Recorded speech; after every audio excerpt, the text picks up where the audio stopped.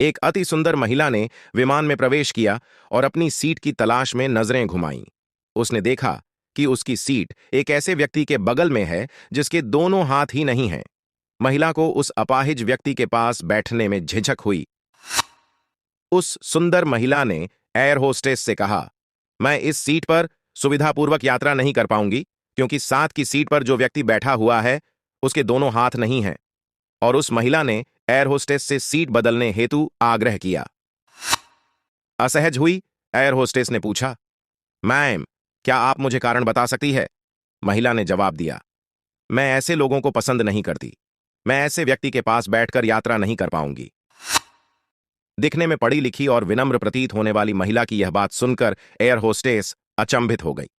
महिला ने एक बार फिर एयर होस्टेस से जोर देकर कहा, मैं उस सीट पर नहीं बैठ सकती, अतः मुझे कोई दूसरी सीट दे दी जाए। एयर होस्टेस ने खाली सीट की तलाश में चारों ओर नजर घुमाई पर कोई भी सीट खाली नहीं दिखी।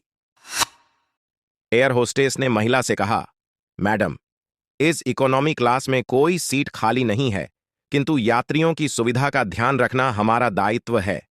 अतः मैं विमान के कप्तान से बात करती हूं। कृपया तब तक थोड़ा धैर्य रखें। ऐसा कहकर होस्टेस कप्तान से बात करने चली गई। कुछ समय बाद लौटने पर उसने महिला को बताया, मैडम, आपको जो असुविधा हुई उसके लिए बहुत खेद है। इस पूरे विमान में केवल एक सीट खाली है और वह प्रथम श्रेणी में है। मैंने हमारी टीम से बात की और हमने एक असाधारण निर्णय लिया है। एक यात्री को इकोनॉमी क्लास से प्रथम श्रेणी में भेजने का कार्य हमारी कंपनी के इतिहास में पहली बार हो रहा है। महिला अत्यंत प्रसन्न हो गई, किंतु इसके पहले कि वह अपनी प्रतिक्रिया व्यक्त करती और एक शब्द भी बोल पाती, एयर होस्टेस उस अपाहिज और दोनों हाथ विहीन व्यक्ति की ओर बढ़ गई और विनम्रतापूर्वक उनसे पूछा, सर, क्या आप प्रथम श्रेणी में जा सकेंगे? क्योंकि हम नहीं चाहते कि आप एक अशिष्ट यात्री के साथ यात्रा करके परेशान हों।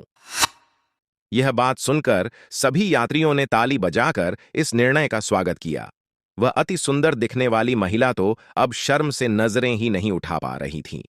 तब उस अपाहिज व्यक्ति ने खड़े होकर कहा, मैं एक भूतपूर्व सैनिक हूं और मैंने एक ऑपरेशन के दौरान कश्मीर सीमा पर हुए बम विस्फोट में अपने दोनों हाथ खोए थे।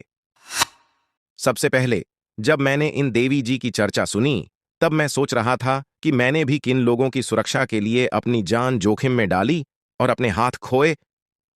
लेकिन जब आप सभी की प्रतिक्रिया देखी तो अब अपने आप पर गर्व हो रहा है कि मैंने अपने देश और देशवासियों के लिए अपने दोनों हाथ खोए। और इतना कहकर वह प्रथम श्रेणी में चले गए। महिला पूरी तरह से अपमानित होकर सर झुकाए सीट पर बैठ गई। अगर विचारों में उदारता नहीं है तो ऐसी सुंदरता का कोई मूल्य नहीं है।